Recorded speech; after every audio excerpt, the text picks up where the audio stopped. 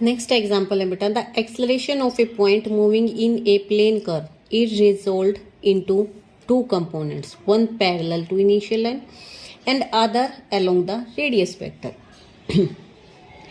Prove that this component are this and this. ये तो हमें निकालने हैं, तो हम पहले मान के चलते हैं. लेट ओ पोल है और ओ एक्स हमारी इनिशियल एक्सिस है. किसी भी पार्टिकल की जो पोजीशन है वो है किसी टाइम पे पी आर थीटा, किसी भी मूविंग पार्टिकल. ठीक है, ओ हमने पोल मान लिया. ये हमारा मूविंग पार्टिकल है, ये किसी पोजीशन पी पे पहुंचा है जिसके कोऑर्डिनेट्स है आर थीटा, और हमारा ओ एक्स एक्सिस के साथ में ये पार्टिकल क्या एंगल बना रहा है, थीटा बना रहा है. ठीक है, अब ये थीटा एंगल बना रहे हैं. अब हमने मान लिया कि F1 and F2 be the component of acceleration. Parallel किसके, देखो F1 किसके पैरेलल है, ओ एक्स एक्सिस के. ठीक है, एंड F2 क्या है, हमारे OP के एलोंग. यही इसने बोला है. देखो, one parallel to initial line. Initial line मतलब हमारी O X axis and other along the radius vector.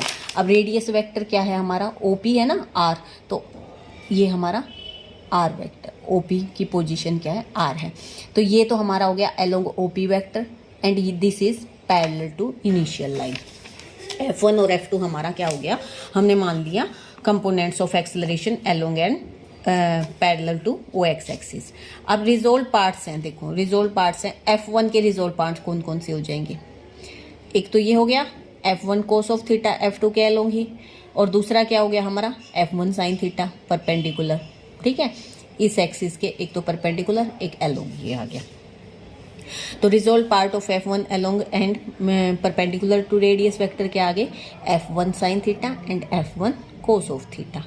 अब देखो रेडियल एक्सेलरेशन क्या होता है, R double dot, double derivative इसका मतलब माइनस R थीटा डॉट का स्क्वायर.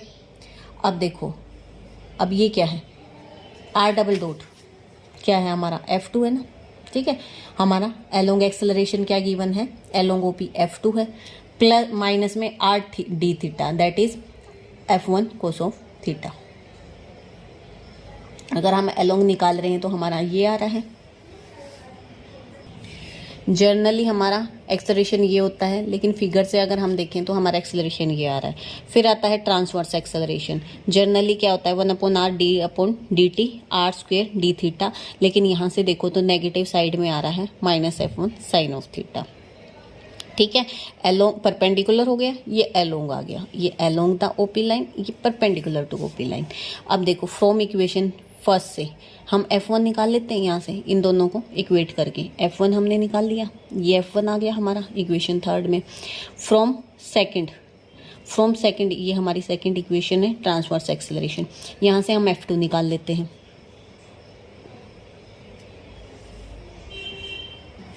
सॉरी, F1 निकाल लिया हमने फर्स्ट इक्वेशन से.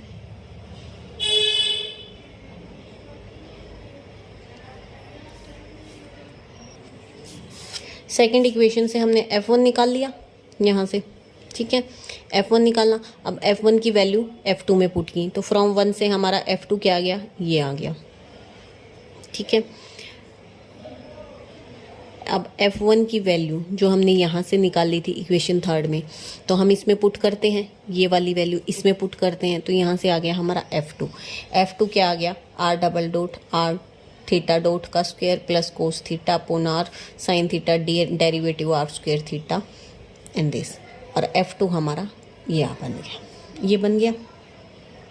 अब F1 हमारा क्या निकला था, ये निकला था. क्या ये हमें प्रूफ करना था, देखो F1 अलोंग द कंपोनेंट है ना, radial acceleration 1/r sine theta D theta, तो ये हमें प्रूफ करना था. ये तो हमारा पहले ही ड्राइव हो चुका है. और F2 हमने F1 की वैल्यू पुट कर दी हमने फर्स्ट इक्वेशन में, यहाँ से हमारा F2 भी आ गया. और यही हमें,